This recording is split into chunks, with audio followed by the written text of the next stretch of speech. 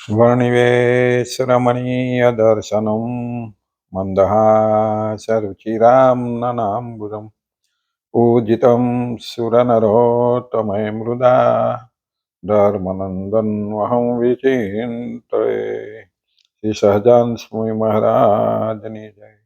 हरे कृष्ण महाराजनी जय।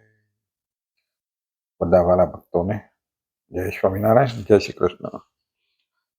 આજે આપણે ગઈ વખત આપણે 114 શ્લોક સુધી જોઈ ગયા હતા। 115મો શ્લોક આયા અને ભાગ 81મો। છેલ્લે 114મા શ્લોકમાં આપણે 13મા ભક્તિ ભગવાનની કરવી એમ હતું ને 14મા શ્લોકમાં એ ભગવાનની ભક્તિ વગર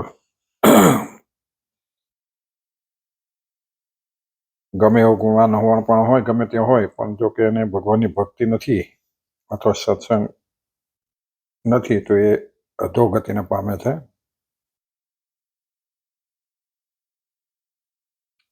એ શ્લોક આપણે 114મો છેલ્લે જોયો હતો।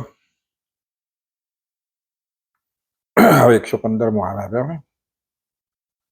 કૃષ્ણસ્ત દૈવતારશ્ચ ધ્યેયાસ્ત પ્રતિમા અપી ચ ન તુ જીવા નુદેવાદ્યા ભક્તા બ્રહ્મ વિદો અપી ચ। આનો અર્થ થાય છે એ શ્રી કૃષ્ણ ભગવાન તથા શ્રી કૃષ્ણ ભગવાનના જે અવતાર તે જે તે ધ્યાન કરવા યોગ્ય છે તથા શ્રી કૃષ્ણ ભગવાનની જે પ્રતિમા તે પણ ધ્યાન કરવા યોગ્ય છે, માટે એમનું ધ્યાન કરવું। અને મનુષ્ય તથા દેવાદિક જે જીવ એ તો શ્રી કૃષ્ણ ભગવાનના ભક્ત હોય, બ્રહ્મવેતા હોય તો પણ એનું ધ્યાન કરવા યોગ્ય નથી, માટે એમનું ધ્યાન કરવું નહીં। ભગવાન કહે છે કે ભાઈ શ્રીજી મહારાજ કે શ્રી કૃષ્ણ ભગવાનના તથા શ્રી કૃષ્ણ ભગવાનના જે અવતારો, શ્રી કૃષ્ણ ભગવાન અને એના જે બધા અવતારો એ ધ્યાન કરવા યોગ્ય છે। એની પ્રતિમાઓ જે હોય એ પ્રતિમાનું પણ ધ્યાન કરવા યોગ્ય છે, માટે એમનું ધ્યાન કરવું। પણ મનુષ્ય હોય, દેવાદિક બીજા જે જીવો છે, દેવ સુધીની કોટીના જે બધા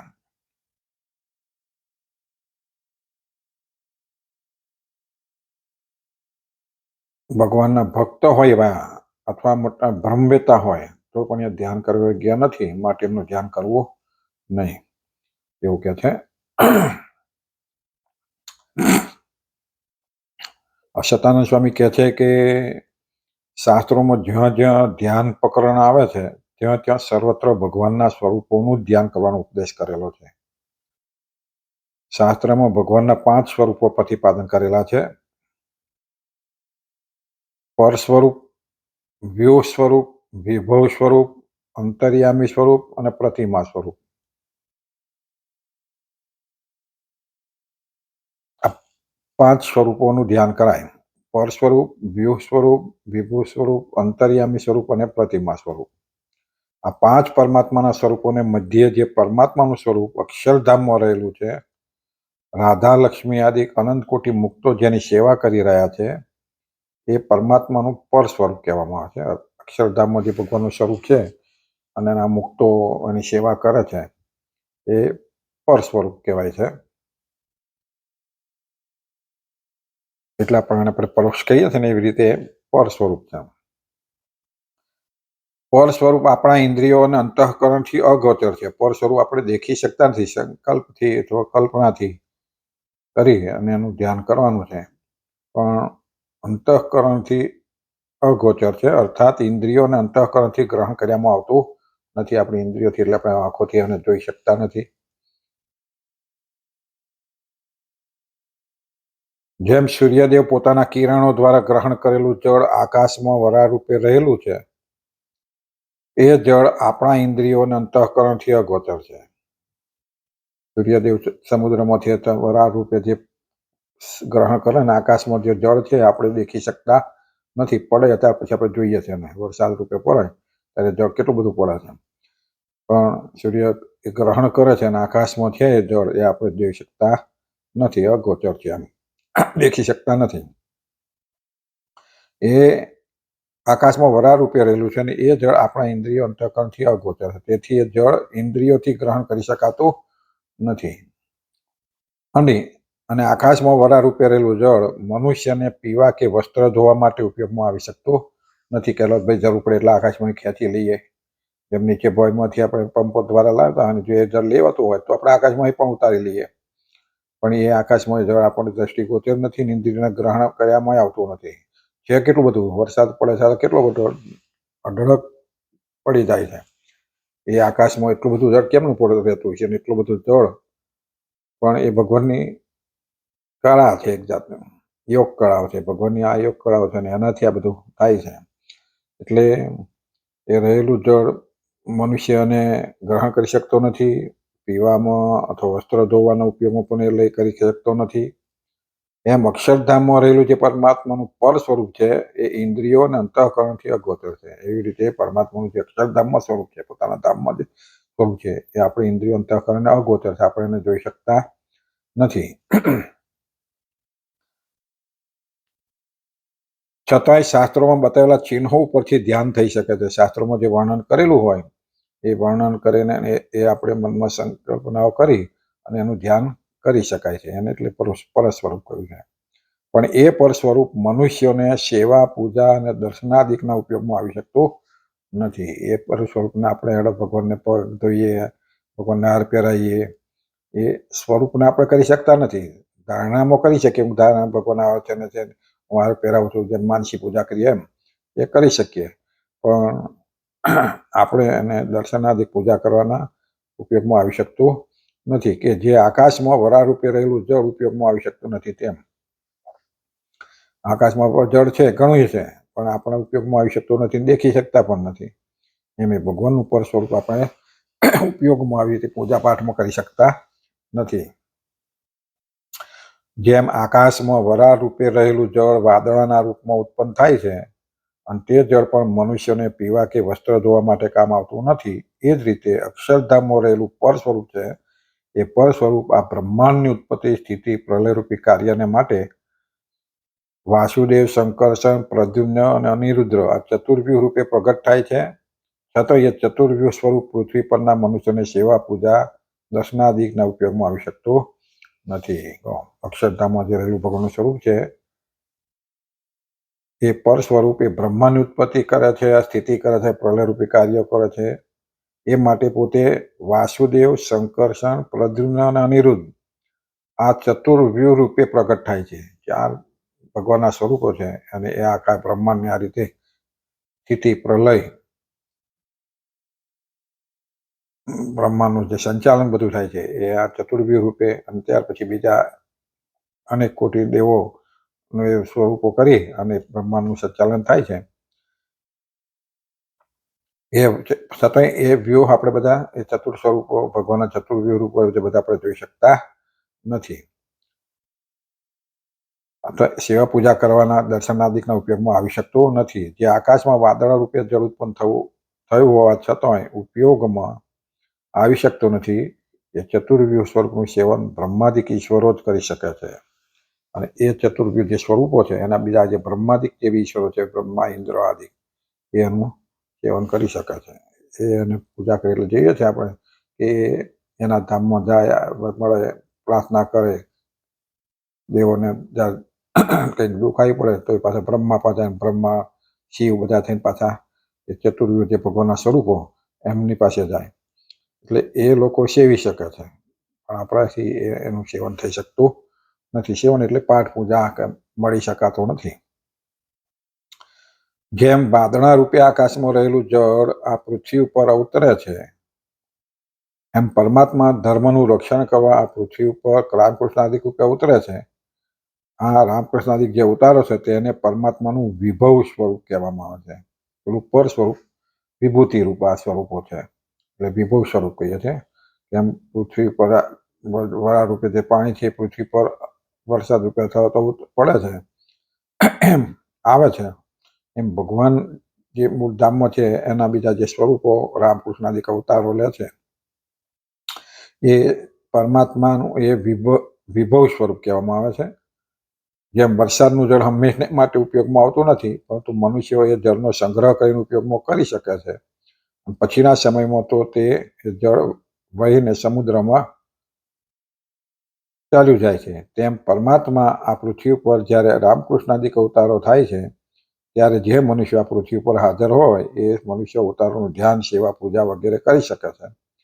પછીના સમયમાં તો એ અવતારો ચાલ્યા ગયા હોય તો આ પૃથ્વી ઉપર અવતરેલું પરમાત્માનું વિભવ સ્વરૂપ સદાયને માટે સર્વે મનુષ્યને તે રીતે દર્શનાદિકમાં ઉપયોગી નથી કે જે રીતે આકાશમાંથી અવતરેલું જળ સદાયને માટે બધા મનુષ્યને ઉપયોગી નથી. એટલે ઉદાહરણ એક આપ્યું છે કે વરસાદનું જે પાણી પડે છે એ સદાય માટે આપણે ઉપયોગમાં આવતું નથી. પડ્યા પછી એને આપણે જો સંગ્રહી રાખીએ તો કામ લાગે, અને પછી તો એ વરસાદ પડ્યો હોય, તળાવ નાળા હોય તો ભરે રહે, બાકી બધું પછી સમુદ્રમાં વહી જાય છે.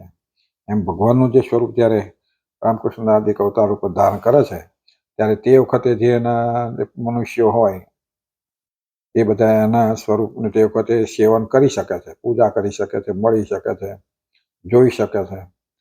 પણ એ અવતારો જ્યારે ચાલ્યા ગયા હોય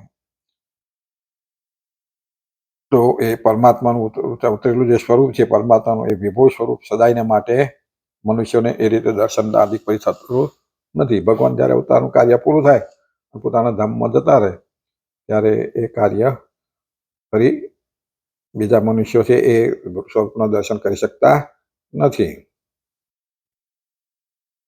ફરીથી એનો ઉપયોગમાં નથી. પણ પછી જે બધા દર્શન કર્યા હોય એમણે વર્ણન શાસ્ત્રો દ્વારા અથવા તો આવી રીતે લખીને કર્યા હોય એ રીતે એનું વર્ણનથી આપણે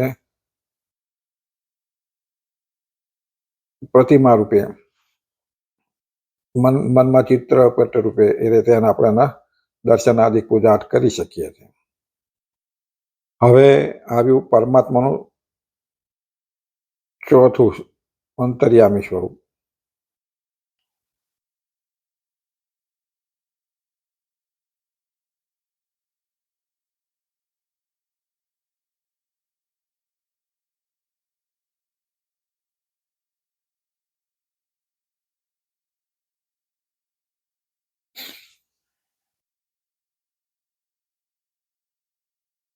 અંતર્યામી સ્વરૂપ કે જે અંતર્યામી સ્વરૂપ સર્વેના હૃદયમાં રહેલું છે, તે પાતાળમાં રહેલા જળની સમાન છે. પાતાળમાં રહેલું જળ જેમ પૃથ્વીમાંથી બહાર ઉદ્ધાર્યા સિવાય મનુષ્યોને ઉપયોગમાં આવી શકતું નથી, અતિ પરિશ્રમે કરીને જ્યારે કુવાદિકનું નિર્માણ કરવામાં આવે અને યંત્રાદિકે કંઈ પાણીને પાતાળમાંથી બહાર ઉધારવામાં આવે ત્યારે મનુષ્યો જળનો ઉપયોગ કરી શકે છે. એ જ રીતે હૃદયમાં રહેલા પરમાત્માના અંતર્યામી સ્વરૂપને જ્યારે યોગાદિક સાધનો વડે પ્રગટ કરવામાં આવે ત્યારે જ એ અંતર્યામી સ્વરૂપ મનુષ્યને દર્શન ધ્યાનાદિકમાં ઉપયોગી થઈ શકે. અંતર્યામી તો દરેકના અંતરમાં રહેલા ભગવાન અંતર્યામી કહીએ છીએ. આપણા જીવાત્મા આગળના શ્લોકમાં આવી ગયું કે જીવને વિશે અંતર્યામી ભગવાન રહેલા છે. તો એ સ્વરૂપે આપણા ધીમો રહે છે. પછી એ સ્વરૂપનું ધ્યાન યોગ દ્વારા હૃદયમાં એને ચિંતવીને પ્રગટ કરવામાં આવે એ રીતને તપ જેને કહીએ એ કરે ત્યારે એ અંતર્યામી મનુષ્યને દર્શન ધ્યાનાદિક ઉપયોગ થાય. પછી એને અંતર્યામી ભગવાન દર્શન દે છે, એટલે ધ્યાનાદિકમાં એનો ઉપયોગ થઈ શકે છે. જેમ કે જળ હોય પૃથ્વીનું પાતાળનું જળ, એટલે પાતાળમાં આપણે એનો ઉપયોગ ડાયરેક્ટ થઈ શકતા નહીં, પણ એને કેટલોય પરિશ્રમ કરીને કૂવા ખોદવામાં આવે, બોર કરવામાં આવે, પછી મશીન દ્વારા બહાર કાઢવામાં આવે અને એના આપણે ઉપયોગમાં લઈએ છીએ મહેનત. એમ ભગવાનનું જે અંતર્યામી સ્વરૂપ છે એ મહેનત કરીને, એટલે કે ધ્યાન યોગ તપ કરીને અંતર્યામીને આપણે મેળવી શકીએ છીએ, અથવા એના દર્શન આદિક પાઠ પૂજા બધું કરી શકીએ છીએ. અંતર્યામી સ્વરૂપ છે. ધ્યાન કરીને આપણે ઘણા ભક્તોના આખ્યાનો અથવા તો સાંભળેલા છે કે ધ્યાન તપ કરી અને ભગવાનને મેળવ્યા છે, ભગવાન એને પછી દર્શન દે છે. હવે પાંચમા પ્રતિમા સ્વરૂપમાં જે પરમાત્મા છે એ તો હાથમાં રહેલા જળના પ્યાલાની સમાન છે. જો આ પ્રતિમા સ્વરૂપ જે ચિત્રો છે, ચિત્ર દ્વારા અથવા તો પથ્થરથી પ્રતિમા સ્વરૂપ બનાવ્યું હોય, ચિત્ર ભગવાનની 8 પ્રકારની મૂર્તિઓ આપણા આગળ આવી ગયું. 8 પ્રકારની મૂર્તિઓ છે, એમાં ચિત્રપટ અને પથ્થરથી બનાવેલી મૂર્તિ ખાસ એ પથ્થરમાંથી બને, લાકડામાંથી બનાવી હોય. તો એ પ્રતિમા સ્વરૂપ જે પરમાત્માને એ તો હાથમાં રહેલા જળની સમાન છે. હાથમાં જળનો પાલો આપણે પકડી રાખીએ, લઈએ, પ્રત્યક્ષ દેખી શકીએ, એનો ઉપયોગ કરી શકીએ. એમ હાથમાં રહેલું જળ જ્યારે પીવાની ઈચ્છા થાય ત્યારે પી શકાય. એમ મૂર્તિ રૂપે રહેલા પરમાત્માનું દર્શન, ધ્યાન, સેવા, પૂજાથી જ્યારે ઈચ્છા થાય ત્યારે કરી શકાય. સરસ વાત કરી. જેમ હાથમાં રહેલો પાલો જેમ આપણે ઉપયોગ કરવો એમ કરી શકીએ. એમ કે પ્રતિમા સ્વરૂપ આપણા પાસે હોય તો જ્યારે ઈચ્છા થાય ત્યારે એ પ્રતિમાની સેવા કરી શકીએ, એનું ધ્યાન કરી શકીએ, એના દર્શન કરી શકીએ, પૂજાદિ કરી શકીએ. એ જ્યારે સમય મળે ઈચ્છા થાય એ પ્રમાણે આપણે એનું ધ્યાન ભજન કરી શકીએ. ધાતુ પાસાની જે પ્રતિમા હોય તેમની જ્યારે વેદ વિધિથી પ્રતિષ્ઠા કરવામાં આવે ત્યારે સાક્ષાત પરમાત્માનું સ્વરૂપ કહેવામાં આવે છે. અને આપણા મંદિરોમાં જે નહીં કે ભાઈ આપણે શિક્ષા પ્રતિમા આગળ શ્લોક આવી ગયો એમ પ્રતિષ્ઠા આચાર્ય મહારાજનાથી પ્રતિષ્ઠા કરવામાં આવે તો એ સાક્ષાત ભગવાનનું સ્વરૂપ એમાં છે. ભગવાનનું પ્રાણ પૂરવામાં કહીએ આપણે કહીએ એટલે એ સાક્ષાત પરમાત્માનું સ્વરૂપ બની જાય છે. એમાં ધાતુની અથવા તો પાસાની મૂર્તિઓ હોય એ મૂર્તિને વેદ વિધિથી પ્રતિષ્ઠા કરવામાં આવે ત્યારે એ સાક્ષાત પરમાત્માનું સ્વરૂપ, એ સાક્ષાત પરમાત્મા જ છે. આપણી સાથે બોલતા નથી એટલું જ એની જોડે વાત કરી શકતા નથી, બાકી છે સાક્ષાત. આપણને ભગવાનની વતનામૃતમાં કહ્યું કે અમે જ્યારે દુષ્કાળ હતો ત્યારે જગન્નાથપુરીના સ્વરૂપમાં જઈને રહ્યા તો એ મૂર્તિના આંખોમાંથી દ્વારા અમે જોતા, દુનિયા બધા જે દર્શન કરવા આવતા હોય એને દેખીએ. અને પૂજારી જે ભાવ પ્રગટ કરતો હોય, કપટ રહેલું હોય તે પણ અમે એને દેખતા, એવું કહેલું છે વતનામૃતમાં. તો ભગવાન એ મૂર્તિ દ્વારા બધું જ દેખે છે એટલે એ પ્રગટ સ્વરૂપ છે, એ સાક્ષાત સ્વરૂપ કહેવામાં આવે છે. આ પ્રમાણે પરમાત્માના 5 સ્વરૂપો શાસ્ત્રમાં વર્ણવેલા છે. આ 5 સ્વરૂપમાં અક્ષરધામની અંદર રહેલું જે પરમાત્માનું પર સ્વરૂપ, અક્ષરધામ જે છે એ પર સ્વરૂપ છે. બીજું જે વાસુદેવ ચતુર્વ્યુહ સ્વરૂપ છે, એટલે 4 સ્વરૂપે રૂપે જે બીજા બ્રહ્માની સ્થિતિ પર લઈને કાંઠે જે સ્વરૂપો સર્જ્યા છે, બીજું એનું ચતુર્વ્યુહ સ્વરૂપ છે. આ બંને પરમાત્માના સ્વરૂપો ઇન્દ્રિયો અને અંતઃકરણથી અગોચર. આ બંને સ્વરૂપો કે છે અંતઃકરણ અને ઇન્દ્રિયોથી અગોચર છે.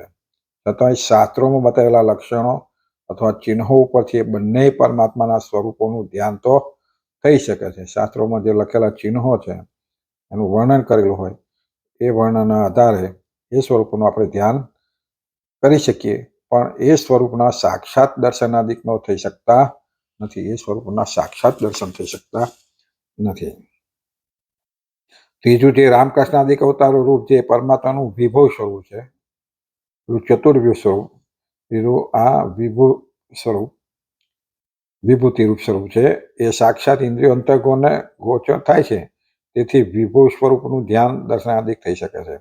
કારણ કે એ સાક્ષાત જે પૃથ્વી ઉપર અવતાર ધારણ કર્યો હોય ત્યારે તે વખતના જે મનુષ્યો હોય એ બધા એનો અનુભવ કર્યો હોય, દર્શન કર્યા, આંખોથી દર્શન કર્યા, હાથથી સ્પર્શ કર્યો હોય, દેખ્યા હોય, એટલે એ સ્વરૂપો જે છે મનુષ્યો એ સ્વરૂપના દર્શન ધ્યાન આદિ કરી શકે. અંતઃકરણને ગોચર હોય છે એટલે એ સ્વરૂપોનું ધ્યાન આદિ થઈ શકે છે, પણ સર્વે મનુષ્યો એ સ્વરૂપના દર્શન ધ્યાન આદિ કરી શકતા નથી. એ સમયે જે મનુષ્ય પૃથ્વી પર હાજર હોય અને અવતારોને મળી ચૂકેલા હોય એ દર્શન ધ્યાન આદિકનું સુખ લઈ શકે છે. એટલે તે વખતે જે મનુષ્ય હાજર હોય અને એમણે જે આ બધું સુખ લીધું હોય એ બધા એનું ધ્યાન ભજન આપણે સ્વામિનારાયણ ભગવાન થયા ત્યારે તે વખતે જે મનુષ્ય આપણા બધા ગામડામાં વાંચીએ નિષ્ણાત કાવ્ય અથવા તો બીજા બધા ગામડે ફર્યા હોય અને તે વખતે ગામમાં જે મનુષ્ય હોય અને પધરામણી કરી હોય, એમને લાભ લીધો હોય, પૂજાનો લાભ લીધો હોય, એ મનુષ્યોએ જે છે સ્વરૂપ હતું એ સ્વરૂપને યાદ કરીને અને એનું ધ્યાન ભજન કરતા. દાદા ખાચર છે, અભલ ખાચર, બધા એમને ભગવાન મળ્યા તો એ જ્યાં સુધી રહ્યા ત્યાં સુધી એમનું ભલે પછી ભગવાન અવતાર ચરિત્ર પૂર્ણ કર્યું હોય પણ છતાંય જે ભગવાનના અવતાર ચરિત્ર પૂર્ણ થયા પછી જે જેણે અનુભવ કર્યો હોય, જીવતા હોય તો એ લોકો પણ એ રીતે જે કર્યું હોય એનું ધ્યાન, પૂજન, આ તે બધું એને ધારણા કરી શકે, તે ધ્યાનાદિકનું સુખ લઈ શકે. પછીના જે મનુષ્યો એ તો રામકૃષ્ણાદિક અવતારોની જે પ્રતિમાઓ સ્થાપિત કરેલી હોય એ પ્રતિમાઓ દ્વારા અવતાર સ્વરૂપ પરમાત્માના દર્શન ધ્યાન આદિકનું સુખ મેળવી શકે. ત્યાર પછીના તો એમને જે પેલું મળ્યું ના હોય, જોયા ના હોય, એટલે પછી સાંભળ્યા હોય, આપણે શાસ્ત્રોમાંથી સાંભળ્યા હોય અને પછી આની પ્રતિમાઓ બનાવીને આવી રીતે મંદિરોમાં મૂકી હોય, એટલે કે પ્રતિમા સ્વરૂપને પ્રસ્થાપિત કરી હોય એ પ્રતિમાઓ દ્વારા અવતાર સ્વરૂપ પરમાત્માના દર્શન, ધ્યાન આદિકનું સુખ મેળવી શકે. અને એ પ્રતિમાઓ સાક્ષાત ભગવાનના અવતારોનું જ પ્રતીક હોવાથી હંમેશને માટે ધ્યાન કરવા યોગ્ય છે. માટે એ જે પ્રતિમાઓ છે ને એ ભગવાનના સાક્ષાત સ્વરૂપોનો જ પ્રતિમાઓ છે, એને પ્રતીક છે. માટે હંમેશને માટે ધ્યાન કરવા યોગ્ય છે. પછી એ સાક્ષાત ભગવાન તે વખત હતા એવો ભાવ લાવી અને મારી સામે છે એમ ભાવ કરીને એનું ધ્યાન ભજન થઈ શકે. એટલે ધ્યાન કરવા યોગ્ય છે, એ ધ્યાન થઈ શકે. માટે મૂળ સ્વરૂપ જ જે ભગવાનના સ્વરૂપ શ્રી કૃષ્ણ શાસ્ત્રમાં બતાવેલા લક્ષણો અને ચિહ્નોના આધારે ધ્યાન કરવા યોગ્ય છે. મૂળ સ્વરૂપમાં જે ભગવાનના શાસ્ત્રોમાં બતાવેલા લક્ષણો હોય, ચિહ્નો બતાવ્યા હોય, એના આધારે ધ્યાન કરવા યોગ્ય છે. અને મૂળ સ્વરૂપ ભગવાન શ્રી કૃષ્ણના જ જે રામ, નૃસિંહ, વરાહ, વામન આદિ જે અવતારો, એ પણ શાસ્ત્રોમાં બતાવેલા લક્ષણો અને ચિહ્નોના આધારે ધ્યાન કરવા યોગ્ય છે. એ જ શ્રી કૃષ્ણ ભગવાનના બધા જે અવતારો થઈ ગયા, કયા એ અવતારો શાસ્ત્રોમાં જે વર્ણવેલા હોય એ અવતારોનું પણ ધ્યાન થઈ શકે છે.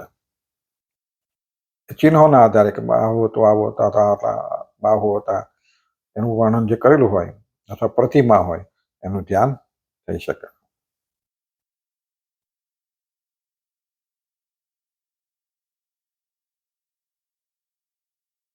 તથા ધાતુ પાસાના અવતારોની જે પ્રતિમાઓ હોય એ પ્રતિમાઓની અંદર ધાતુ ભાવ કે પથ્થર ભાવનો ત્યાગ કરી અને પ્રત્યક્ષ પરમાત્માની ભાવનો પ્રકટ કરીને હંમેશને માટે પ્રતિમાઓને ધ્યાન કરવા યોગ્ય છે. પછી એ ધ્યાન કરતા હોય તો આ લાકડું છે કે પથ્થર છે, તો ખાલી ચિત્ર છે એવો ભાવ નહીં રાખવાનો. પ્રત્યક્ષ ભગવાન છે એવો આપણા ભાવના રાખવાની. એટલે તે વખતે ઘણા કહે છે કે આ તો પથરા એમ થોડા પૂજવાના હોય, પણ એ પૂજાય છે ક્યારે એ દેવનું સ્વરૂપ ધારણ કર્યું ત્યારે. એમને પથ્થરને કોઈ પૂજતું નથી. પણ પ્રસાદીનું હોય તો કદાચ આપણે પૂછીએ કે બેઠેલા મહારાજ તથા અવતાર પથ્થર પર બેઠેલા છે એ ભાવથી એને કદાચ પૂછીએ. બાકી એમને પથ્થરને આપણે પોતાને ગમે તેવો પથ્થર હોય પણ જો એને મૂર્તિ બનાવી હોય અને એને પ્રતિષ્ઠા કરી હોય તો પછી આપણે એને બધા પૂજીએ છીએ. એટલે એમાં સાક્ષાત ભગવાનનો આવાસ છે એમ માની અને પછી આપણે એને ધ્યાન કરીએ છીએ, પૂજા કરીએ છીએ. આ પ્રમાણે સર્વત્ર ધ્યાન કરવા પ્રકરણમાં પ્રતિપાદન કરેલું છે. એ સિવાય દેવ, મનુષ્યાદિકના જીવો ભલે બ્રહ્મની સાથે સાધર્મ્ય પણ પામે, બ્રહ્મ સાથે સાધર્મ્ય પામે, બ્રહ્મ સ્થિતિ પામી ગયા હોય છતાં એ ધ્યાન કરવા યોગ્ય નથી. આજે ઘણા જગ્યાએ ભગવાન એટલા હારું આપણા મંદિરમાં મૂળ સંપ્રદાયમાં તો કોઈ મંદિરોમાં સ્વામી ગોપાળાનંદ સ્વામી જેવા સમર્થ સંતો હતા છતાં કોઈ જગ્યાની મૂર્તિ નહીં, પટ સ્વરૂપે કરીને બહાર આપણે એમની મૂર્તિ પકાવી, પણ એનું ભજન થાળ, ધ્યાન, ધારણા થતી નથી. એને પૂજવા માટે આપણે કે ભગવાનની મૂર્તિ સાથે એને સિંહાસનમાં નથી પધરા પણ એના દર્શન થઈ શકે, ઓળખાય, એ પણ એવી સ્વરૂપે આપણે એને મૂર્તિ મૂકીએ છીએ.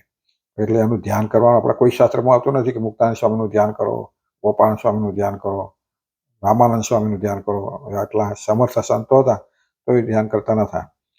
અથવા તો એમને માટે સ્પેશિયલ થાળ બનાવો કે એવું બધું મૂર્તિમાં હોતું નથી. જ્યારે આપણા જે ફોટાઓ પડ્યા હોય એમાં પછી થઈ ગયેલા સંતોને લોકો પૂજતા હોય, આરતી કરતા હોય, થાળ જમાડતા હોય, આવું કરતા હોય. એ પણ ભગવાને ના પાડે છે કે એનું આવી રીતે થાળ ભજન, આવી ધ્યાન ભજન કરવું નહીં.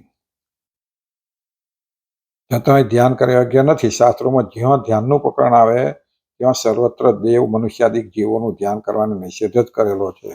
ધ્યાન કરવાની વાત આવે તો સમગ્ર જીવો અને દેવો એનું ધ્યાન કરવાનું નથી. વિષ્ણુ ધર્મમાં પ્રતિપાદન કરેલું છે કે તૃણથી આરંભીને બ્રહ્મા પર્યંતના સર્વે પ્રાણીઓ પરમાત્માની મહાન શક્તિરૂપ જે માયા તેને વશ વર્તનારા છે. તૃણ નાનામાં નાનું જીવજંતુથી મળી બ્રહ્મા સુધી સમર્થ આપણા સૌથી આ બ્રહ્માંડના મોટા દેવ કહેવાય તો બ્રહ્મા કહેવાય અથવા શિવ કહેવાય. તો ત્યાં સુધીના સર્વે જે બધા છે મહાન આપણા બ્રહ્મા સંપર્યાના પ્રાણીઓ પરમાત્માની મહાન શક્તિરૂપ, ભગવાનની મહાન શક્તિરૂપ, પરમાત્માની મહાન શક્તિરૂપ જે માયા તેને વશ વર્તનારા છે. એને વશ વર્તવું પડે છે. ભગવાન આ બધાને વશ નહીં વર્તવું પડતું. એટલે એમને વશ રહેવું પડે છે. માટે દેવાદિક કોઈ પણ જીવો ધ્યાનમાં ઉપકારક નથી. માટે દેવાદિક જે જીવો છે એ ધ્યાન ઉપકારક નથી. કારણ કે બ્રહ્માદિક ઈશ્વરો પણ સંસારમાં જ ભ્રમણ કરનારા છે. બ્રહ્માદિક જે ઈશ્વરો છે બધા એ સંસારમાં જ ભ્રમણ કરનારા. કારણ કે સંસારની સૃષ્ટિ કોણે કરી? એમણે કરી. અને એ સંસારની જેમ એ ભ્રમણ કરે છે. કારણ કે બ્રહ્મા છે તો બ્રહ્માણી છે, પત્ની રાખે છે. એમને બધા પુત્રો ઉત્પન્ન કર્યા, બધી પ્રજા વધારી, આ બધું જે બ્રહ્માંડનું બધું એમને કર્યું. એટલે એ ઈશ્વરો છે એ કે સંસારમાં જ ભ્રમણ કરનારા છે. તેથી એ સર્વને બદ્ધ કહેલા છે. એ બંધાયેલા છે.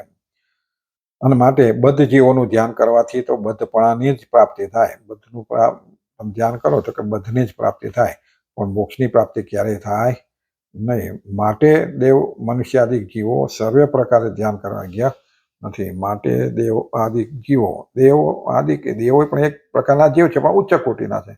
જેમ આપણે મનુષ્યમાં ભાઈ જાતિના આધારે ઉચ્ચ નીચ કરીએ છીએ, એમ બધા જીવોમાં તેમની કોટી ઊંચી છે. એમ કે સમર્થ આપણા મનુષ્ય કરતા દેવોમાં સમર્થવાળા છે. એથી બ્રહ્મા શિવ સમર્થ છે વધારે. એમ એ રીતે પણ એ છે જીવ કોટીના.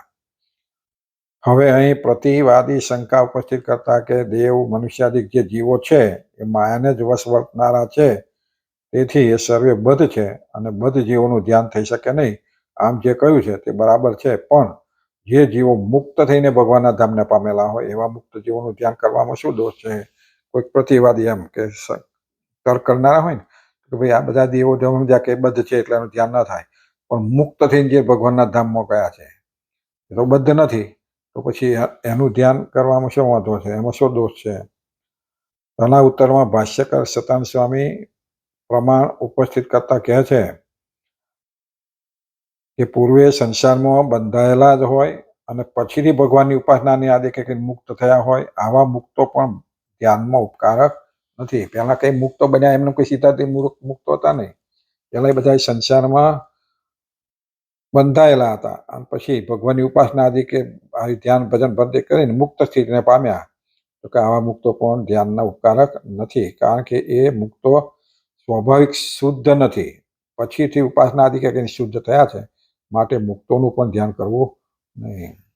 માટે એ મુક્તોનું પણ ધ્યાન કરવું, કારણ કે સ્વભાવથી એ શુદ્ધ નથી, સ્વાભાવિક રીતે શુદ્ધ નથી, પછીથી ઉપાસના ભક્તિ કરીને શુદ્ધ થયા છે આવી રીતે મુક્તપણાને. એટલા માટે એ પણ ધ્યાન કરવા યોગ્ય નથી. આવું સતાનંદ સ્વામી કહે છે. પછી વળી મુક્તાનંદ સ્વામી